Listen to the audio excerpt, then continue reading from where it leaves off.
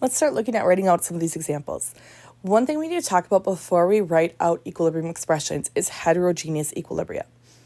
Homogeneous equilibria, not too difficult, depending on the species I have. Homogeneous equilibria of these examples I was looking at so far, they were all in the gas phase. Heterogeneous just means that something is not in the same phase as something else. If you have a liquid or a solid in your reaction, you are going to completely omit this from the Kc expression. Concentration, so number of moles per liter of solution, molality, any type of concentration we have actually, is an intensive property. It doesn't depend on the amount of substance present. So like density is mass over volume. I increase the mass, I've increased the volume. I decrease the mass, I've decreased the volume. Molarity is the same thing. Number of moles to volume. The number of moles I have is going to increase if I increase the volume. If I decrease the number of moles I have, the volume has also decreased if I stayed within the same concentration. For equilibria occurring in aqueous solutions, you're going to emit water. It is a liquid phase. We're going to ignore all water, or we're going to ignore all liquids from the Kc expression. Water in an aqueous system is virtually constant. The concentration of water is virtually constant. So you're going to ignore liquids and solids. The concentration of solid is basically staying constant throughout the system, and the concentration of liquids are basically staying constant throughout the system. Let's determine some equilibrium expressions. First up, I have calcium carbonate, solid, giving me calcium oxide, solid, plus CO2. What I recommend, until you guys get comfortable doing this, is first thing you do is go through, and if you see something in a solid phase, cross it out. That way you're not tempted to put it into your Kc expression.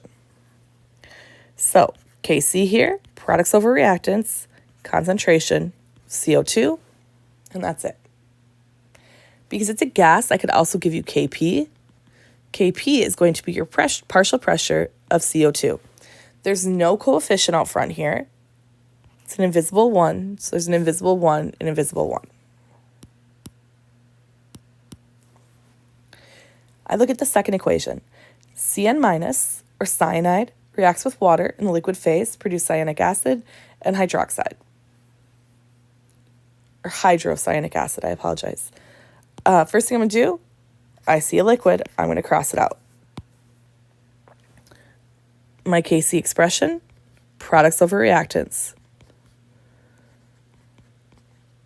HCN, no coefficient, no subscript. OH minus, no coefficient, no subscript. And Cn minus. And that's my Kc expression. Next up, magnesium oxide solid reacting with CO2 gas to produce magnesium carbonate. I see a solid. I see a solid. Kc expression. Now, I don't have any product, so it's going to be a 1 in the numerator divided by the concentration of CO2. Again, because that's a gas, I could also write this as Kp, 1 over the partial pressure of CO2. And the last one, 2 moles of water in the liquid phase react to produce 1 mole of hydronium ion and 1 mole of hydroxide ion.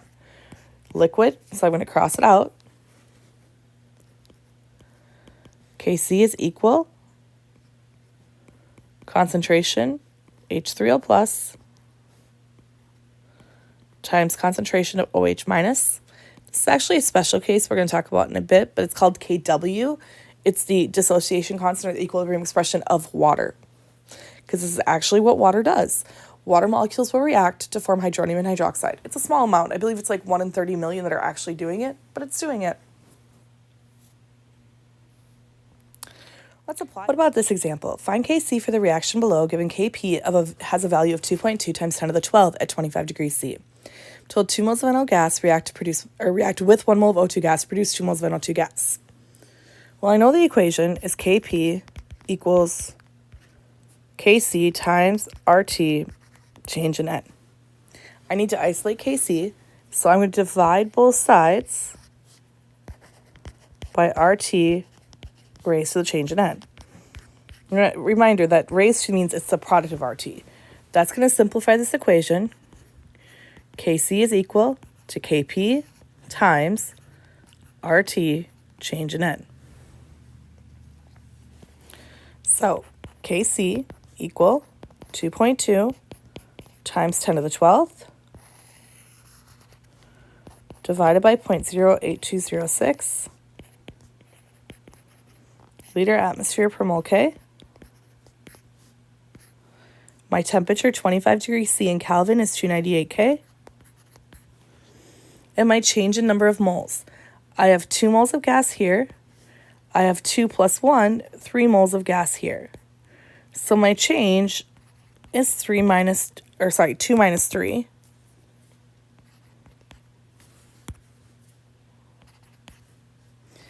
Which overall gives me a value of -1. Now, plug this in your calculator. When you plug this in, please plug it in correctly. That is, you can either, this is the quantity of this, so make sure that you've multiplied the 0.08206 times 298, raise that whole quantity to -1, and taken 2.2 and divided by that, and I get out, due to sig figs, 5.4 times 10 to the -11. Again, there are not units. I don't remember if I specified that yet or not. There are not units on your Kc expression or your Qc expression. The units would be all over the place, depending on what concentrations you're multiplying, what your reactions are. So Kc, Qc, all of these are unitless. When you're doing the law of mass action or the equilibrium expression reaction quotient calculations, all of them have 0 or have no units. There is no unit on any of these. Let's look at this one. A 1 mole sample of SO2Cl2 is allowed to come to equilibrium with SO2 and Cl2 in a 2-liter flask at 30 degrees C. At equilibrium, the concentration of SO2 gas is found to be 0.0239 moles per liter. And then it's giving me an equation. Find the equilibrium concentration of each gas in the flask. Find the Kc value. And find the fraction of SO2Cl2 dissociated. And then finally, focus on Qc in this example and calculate the initial Kc.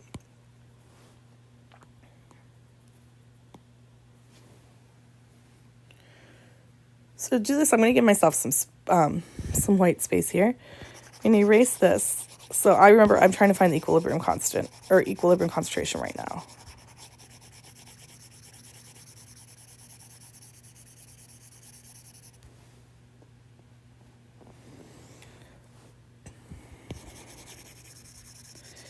What I'm going to do is I'm going to set up what I call a rice chart.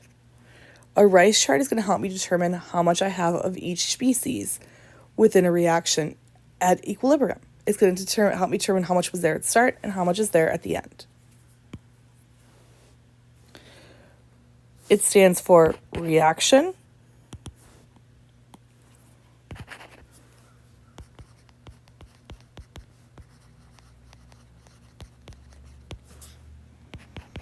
initial,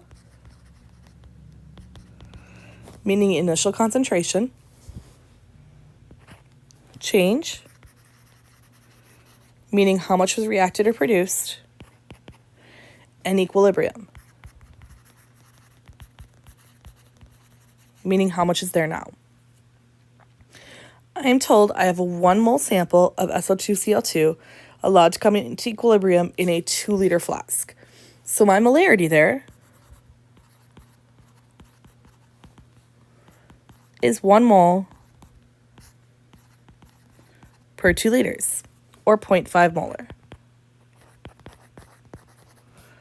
It doesn't mention any SO2 or Cl2 at the start, so I can assume that their concentrations are 0 at the start of the reaction. Change. Now you're going to look at the reaction itself and see how much would react, how much would be produced. This can confuse students a little bit at first, but I want you to be comfortable with this concept. I know that X number of moles of SO2Cl2 will react to produce X number of moles of SO2 and X number of moles of Cl2. In a little bit, we will do examples where the coefficients are not 1, but here we see the coefficients and everything is 1, so therefore, it's pretty straightforward. Number of moles of 1 is going to be, number of moles reacting, number of moles of SO2Cl2, 1 mole of SO2Cl2 reacts to produce 1 mole of SO2 and 1 mole of Cl2. That's how I'm getting that 1-to-1 ratio.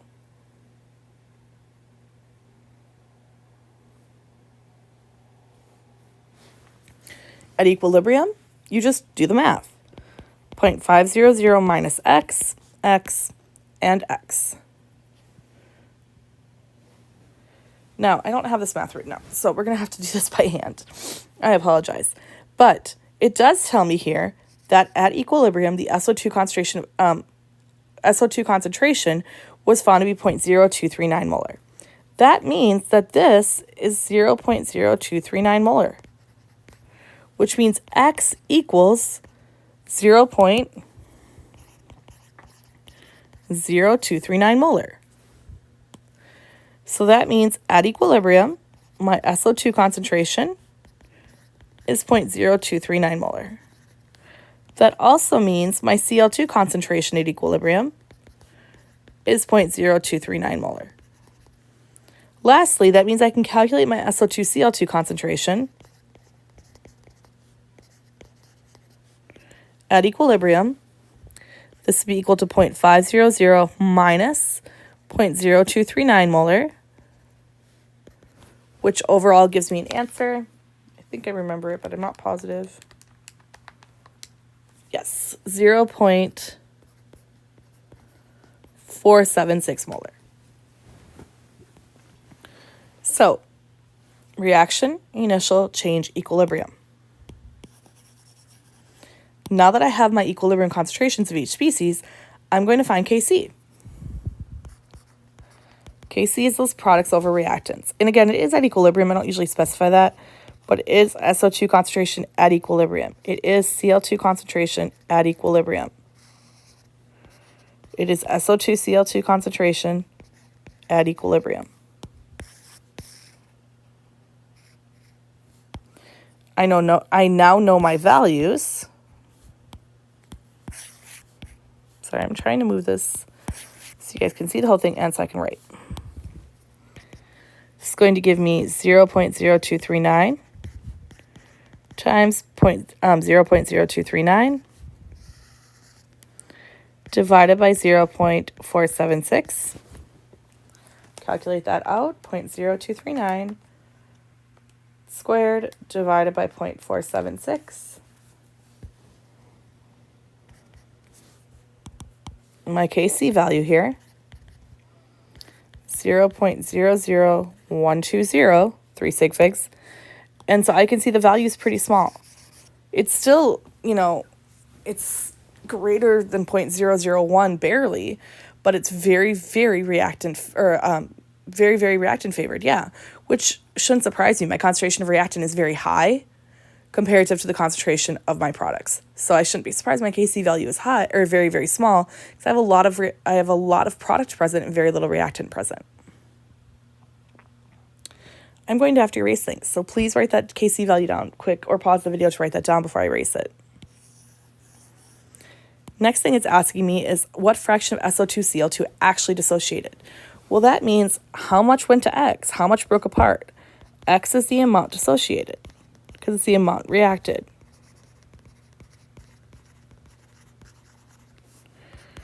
I started with 0.5 molar. 0.0239 molar actually dissociated. 0.5 molar is what I started with. So 0.0239 divided by 0.5 gives me 0.0478.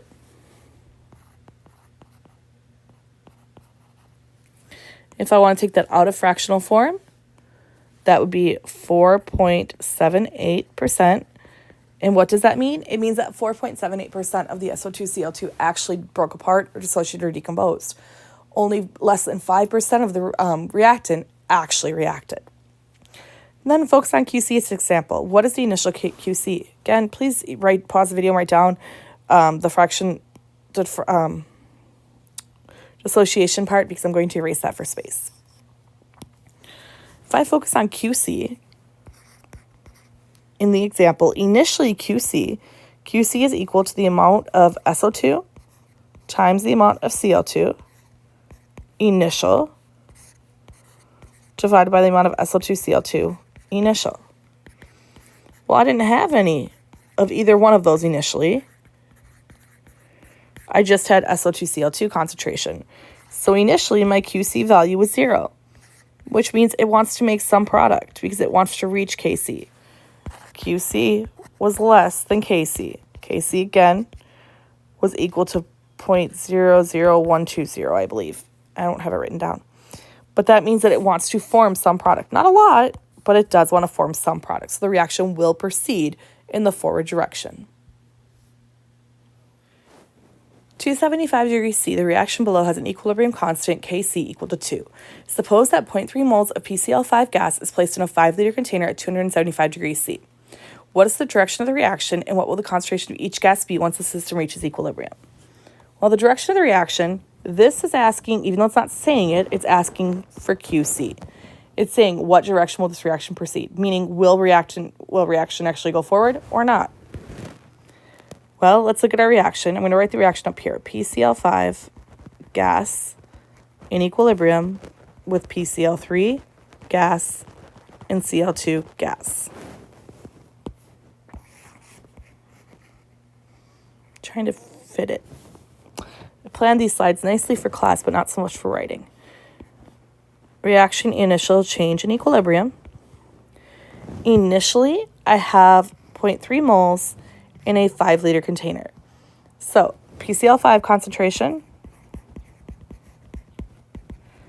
0.3 moles to a 5-liter container, 0.600 molar. It doesn't say anything about the PCl3 or PCl or Cl2, so therefore I assume that they don't have any of those to start. Quickly going to calculate QC here just because of space. That's my PCl3 initial, Cl2 initial, because I want to know initially what is the direction of the reaction, and PCl5 concentration initially. So 0 squared, 0.0600, QC is equal to 0.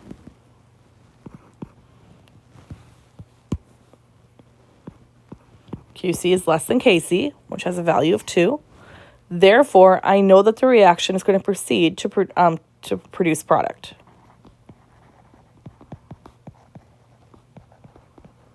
Product favored or forward direction.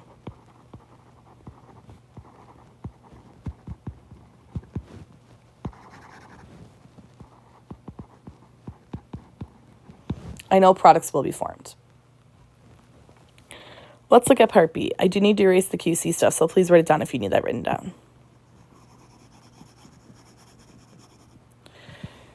So back to my rice chart.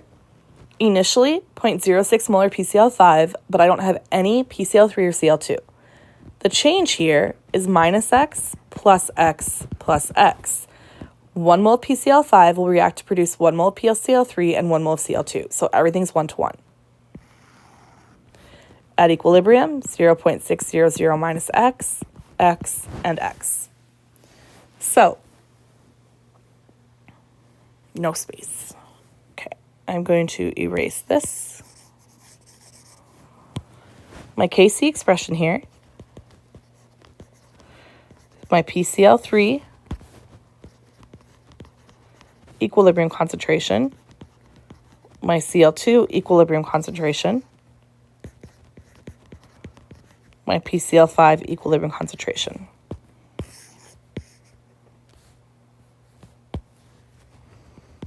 This equals X times X,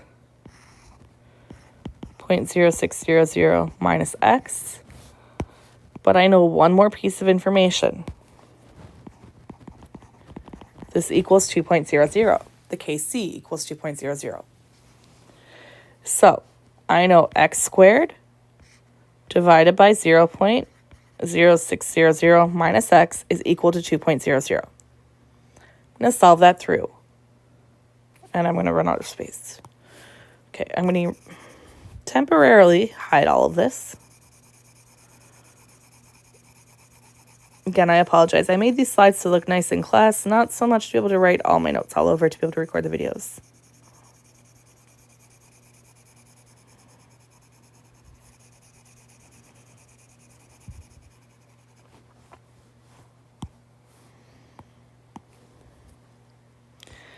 x squared is equal to 2.00 times 0.0600 minus x. Distribute that through, isolate x squared plus 2x minus 0.12 equals 0. Remember your quadratic formula, x equals plus or minus b, x equals b plus or minus the square root of b squared minus 4ac all divided by 2a. When you solve this, you're going to get two values for x equals 0.0583 or x equals negative 2.058. You have to remember that we are solving for a concentration here. So a negative value is not going to be a valid value. We're going to ignore that one. That just comes out from the math. This is my value of x. But what does x mean? X is representing the concentration of the species that have actually, the amount of compound that has actually reacted or been produced. So now I can solve what will the concentration be of each gas at equilibrium because I have solved for x. The concentration of PCl3 at equilibrium will be 0.0583 molar. Put your units back in. Concentration of Cl2 at equilibrium will be 0.0583 molar. Again, put your units back in. I don't care if you're saying it's equally to molarity, put your units in here. And your concentration of PCl5 at equilibrium is equal to 0.0600 minus x,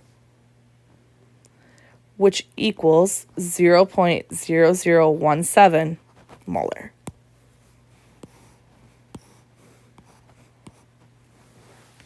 So you've solved a more complex question. Good job. You can always check your answer by plugging these values in here, the values you've just calculated, plug them in here into your Kc expression and make sure it equals 2. It's a great way to check your work.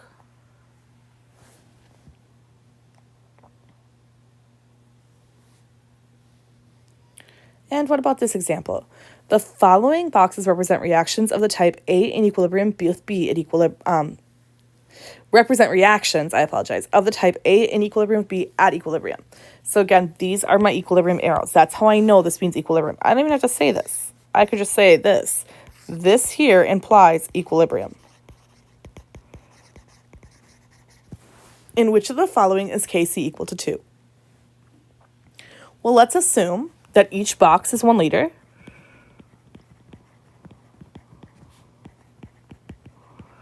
And assume each dot is 1 mole. It's pretty easy molarity that way, right? We can solve it mathematically. A over B. I have 1, 2, I can't see that. 1, 2, 3 A's, 1, 2, 3 B's. My Kc value here is going to be equal to 1. B over A is going to be equal to 1. The second one, I have 1, 2, 3 A's, 1, 2, 3, 4, 5, 6 B's. So that's like 6 over 3 or a value of 2. This is 3 over 3 or a value of 1.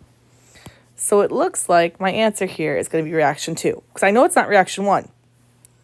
Let's check to make sure I didn't miss anything in reaction 3. My A's, 1, 2, 3, 4, 5, 6. My B's, 1, 2, 3. 3 over 6, 0.5. I did not miss anything, and reaction 2 is where the Kc value would be equal to 2.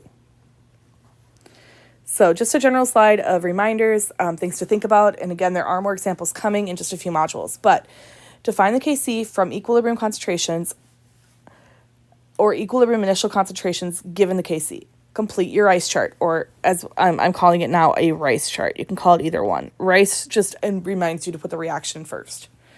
Balance the reaction first. You need a balanced reaction. If it's not balanced, you're not going to get the right answer. Balance the reaction. Always include the reaction. Again, R stands for reaction. I stands for initial. C stands for change in concentration. Use the coefficients for the mole ratio. And we will most often be using molarity here. We can use pressure as well, but most often molarity. And then E is your equilibrium concentration.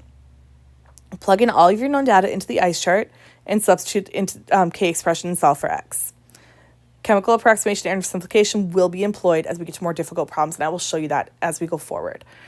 Again, I do say molarity most of the time. We can use pressure here as well, because remember, under the gas laws, we learned if we're under the same temperature and pressure conditions, if we're in the same container, we can use partial pressures to compare in a reaction as well.